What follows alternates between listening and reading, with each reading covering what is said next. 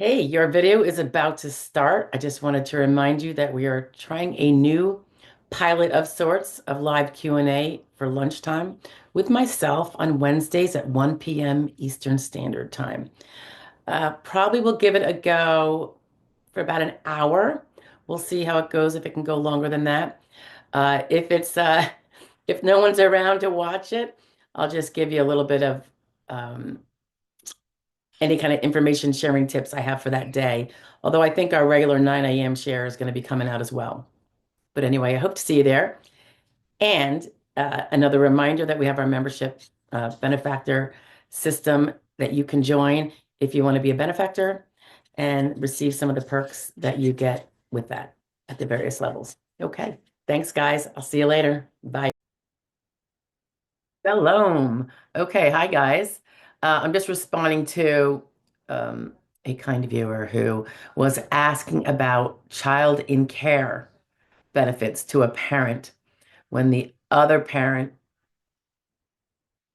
whose work record then triggers um, various benefits among potential dependents, auxiliary benefits. Sometimes people refer to them as derivative benefits. So to each his own. But the child in care um, in this particular instance, the question was, can the parent of a disabled adult child who is now going to be getting DAC based on the parent who has retired or become disabled, can the other parent now get a parent's child in care benefit eligibility based on that other parent's work record now that the child is receiving DAC? And I believe the answer would be yes. And I'm going to put up for you the section called, it's in the POMS, POMS, Program Operations Manual System, for those of you that didn't know what that is.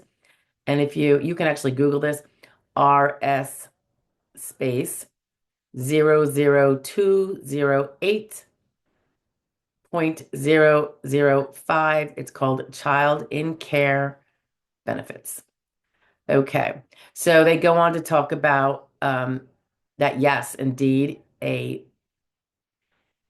person who is claiming a claimant for mother's or father's benefits must have in care an entitled child of the number holder. That would be the working parent whose record is now triggering these dependent benefits. In order to receive, this is an interesting one that they add in here.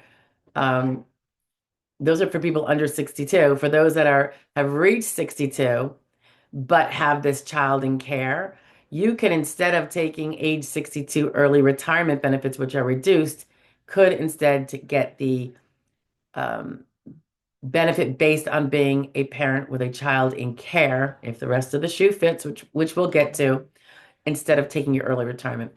And I hadn't really thought of that, so it was good to see that here. That makes total sense. Because remember, you can be eligible for Social Security in a variety of ways. And taking it one way may behoove you versus taking it another, because one may be higher, or perhaps because you don't want to trigger the other one, such as early retirement, because you can take this other one without triggering that and let your own grow to full retirement age instead of taking it at age 62. So I just wanted to throw that in there. Um, so for this, for a parent to be able to get child in care benefits, the in care child must meet all of the following.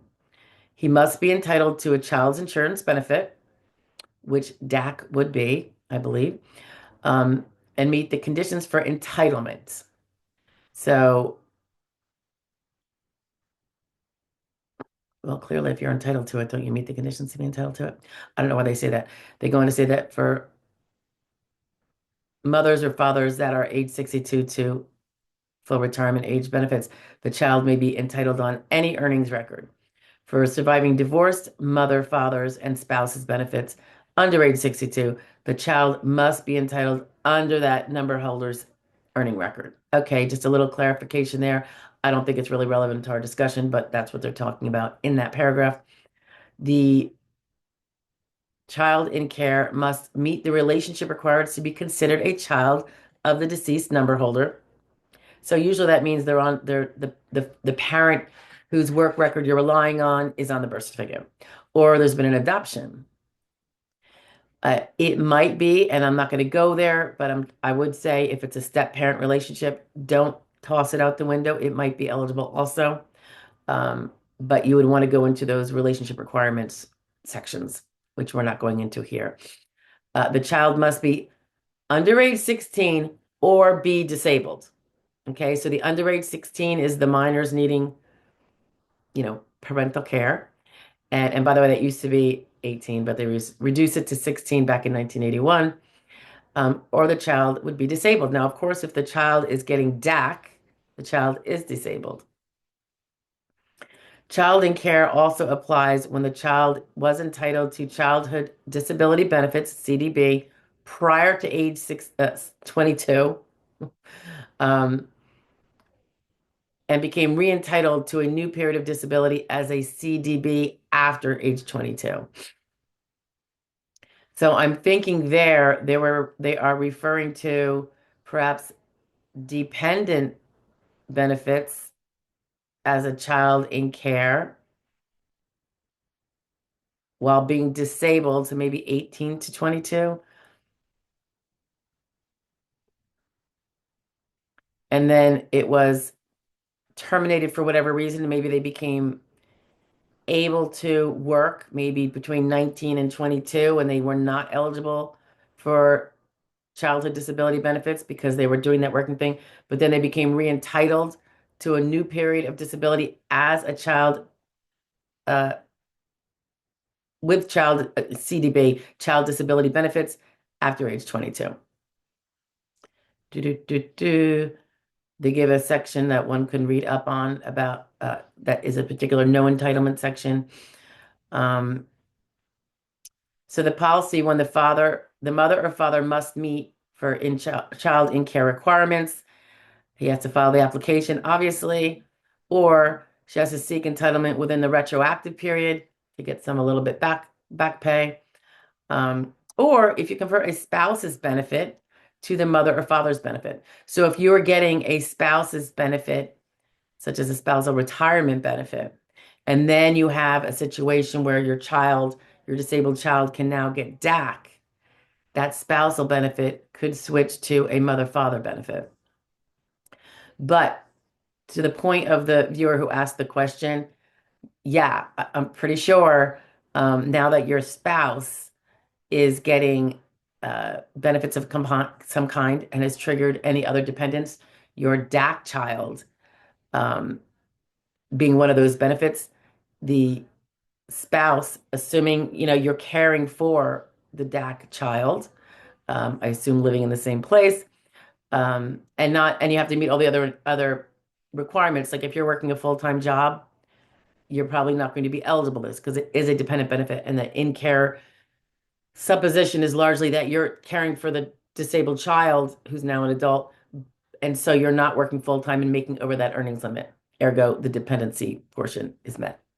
Okay, so don't forget that if you have a DAC child living in your home and you are not out there hoofing it, earning an outside living because you are home with this DAC child, or doing all the care things we do at home, whether it's directly with the child or keeping the house for the child who's living there and not working outside the home, you can be entitled to a piece of that family max. Now, remember, if there's multiple people taking on the working parent who has now triggered the dependent benefit eligibilities, too many people are going to be sharing in that. And I shouldn't say too many, but the more people sharing in that family max that's left over after the one parent is taking their 100% share, that's all going to be split up amongst you all. So there is a point where it really doesn't matter necessarily who's collecting it if you're all in the same household and if all the monies are going to the same purposes, then it might not matter whether you divvy it up 5 ways or two. Because I think if you get to two, you probably for sure, that's kind of an oxymoron, right? Probably for sure. I think there's a good chance that all the family max has been used up. So whether you throw in a third person who's eligible, now you divvy it up three ways that end payout is the same. Now, of course, if someone's living in a different household and they could use their one third, they're going to do it, I would presume, and you're left with sharing the two-thirds left with the DAC child you have at home or what have you. But in terms of being eligible, yes, there is generally an eligibility, so don't forget to look into it because it's particularly important if the DAC child is, getting 50% and there is still another 30%. Let's say that the family max is 180%. Working ex-working parent is taking the 100 and there's 80% left over for whoever is going to be eligible.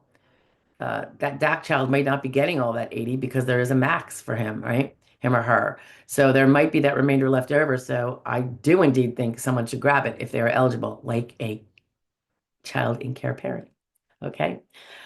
Alrighty, I'm going to link this page so you can take a better look see since I just kind of glossed over it to let you know what is in there generally so you can check it out in more detail. All right. Thanks, guys. Talk to you later. Bye.